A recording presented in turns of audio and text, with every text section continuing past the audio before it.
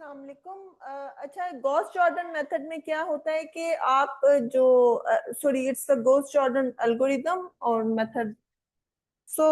इसमें ये होता है कि आपके पास जो सिस्टम ऑफ लीनियर इक्वेशन है, आप उसको पहले ऑगमेंटेड मैट्रिक्स में लेके जाते हैं। ऑगमेंटेड मैट्रिक्स को आप करते हैं एशेलन फॉर्म में कन्वर्ट।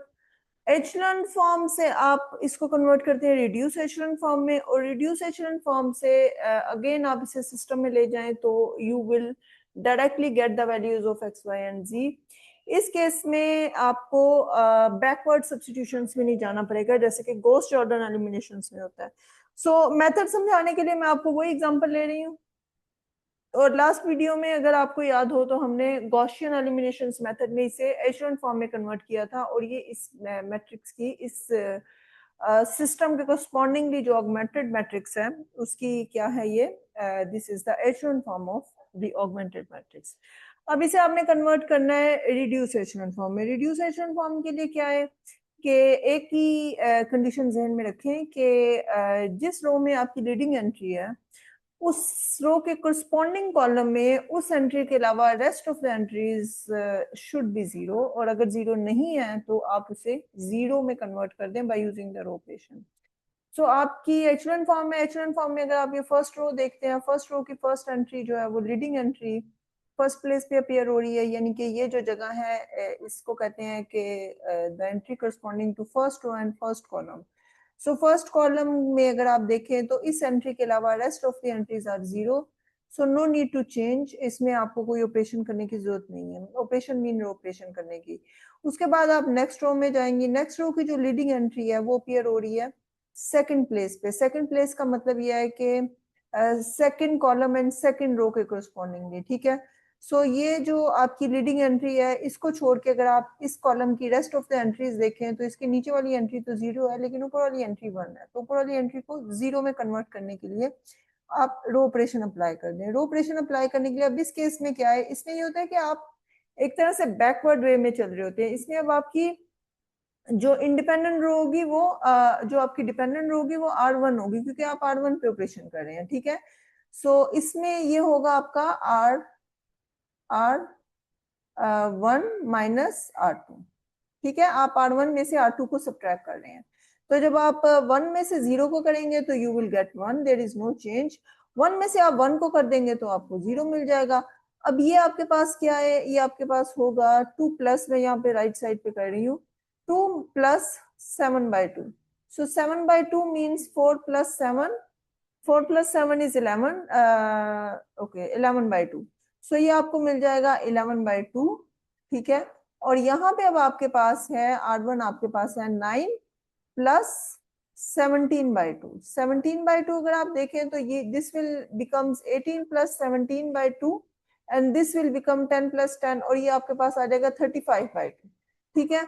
ये आपके पास आ गया 35/2। ये आपके फर्स्ट रो की कंडीशन हो गई है, और दूसरी साइड पे सेकंड रो आपकी एज इट इज रहेगी क्योंकि सेकंड रो की आपने यूज करके चेंज किया, फर्स्ट रो को चेंज किया। दिस इज -7/2 एंड -17/2, और यहाँ पे आपके पास है 0, 0, 1 और 3।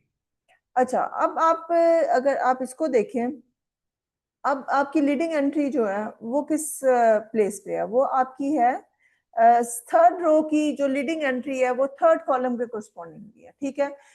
इस कॉलम में इस एंट्री के अलावा रेस्ट ऑफ द एंट्रीज जो है उसे जीरो होना चाहिए if you are going to convert the matrix in reduce echelon form. Again using the row operation, और इसमें यह है कि आप R2 और R3 दोनों पे रो ऑपरेशन अप्लाई करेंगे बाय यूजिंग द R2 और R1 पे bye using the R3। R3 यहाँ पे आपकी इंडिपेंडेंट रो होगी। दिस विल बिकम, मैं यहीं पे लेके जा रही हूँ, दिस विल बिकम, पहला ऑपरेशन जो आपने करना है वो आपका क्या होना है, R2 पे R2 plus I think 7/2 R3, ठीक है। और जो दूसरा होगा वो आपका होगा R1 माइनस 11/2 R3, ठीक है। आपकी R3 तो एज इट इज रहेगी, वो तो है 0, 0, 1 और 3, ठीक है। R2 जो हो जाएगी वो आपकी हो जाएगी 0, 1, और यहाँ पे आपके पास आ जाएगा 0। और अगर आप यहाँ पे एंट्रीज को देखें तो R2 की कौन सी है, -17/2, प्लस 7/2, R3 की जो है वो आपकी 3 है, so -17 + 21/2, so this is equal to 4/2 and this is equal to 2। ठीक है, तो ये आपको 2 मिल गई। अब R1 की अगर आप देखें तो ये वाली एंट्रीज तो आपकी 1 हो जाएगी, ये 0 के करस्पॉन्डिंगली है, इसको आपने चूंकि 0 करना तो ये 0 हो जाएगी। लास्ट वाली एंट्री अगर आप देखें तो आपकी R1 है 35/2 minus 11/2 into R3 that is 3, so you will get 2, और ये आपके पास आ जाएगा 35 minus 33/2, so this is equal to 2/2 exactly. So ये आपको 1 मिल गया। ठीक है, सो यहाँ पे आपके पास 1 आ गई है। अच्छा, अब इसमें अब ये है कि जब आपके पास ये रिड्यूस एचलन फॉर्म हो जाएगी, सो रिड्यूस एचलन फॉर्म में जाने के बाद आपने क्या करना है, आप इसे अब ये देखिए कंप्लीट रिड्यूस एचलन फॉर्म है। इसका फायदा ये है, इसका फायदा ये होता है कि अगर आपके पास यूनिक सोल्यूशन होता है तो ये जो मैट्रिक्स है ये आपका आइडेंटिटी में कन्वर्ट हो जाता है, और आपके पास जो x की वैल्यू आ जाएगी वो 1 आ जाएगी। अगर आप इसे इक्वेशन में ले जाएंगे तो x की वैल्यू 1 आ जाएगी, y की वैल्यू जो है वो 2 है, और z की वैल्यू जो है वो 3 है। सो गॉसियन एलिमिनेशंस में क्या था कि आप एचलन फॉर्म में जाते थे, उसके बाद when you go to the system, और उसमें you will use the backward substitution in order to solve the system. यहाँ पे क्या है कि यहाँ पे डायरेक्टली आपके पास एक्स वाई और जी की वैल्यूज जो है वो डायरेक्टली आ जाएगी without using the backward substitution. So this is the difference.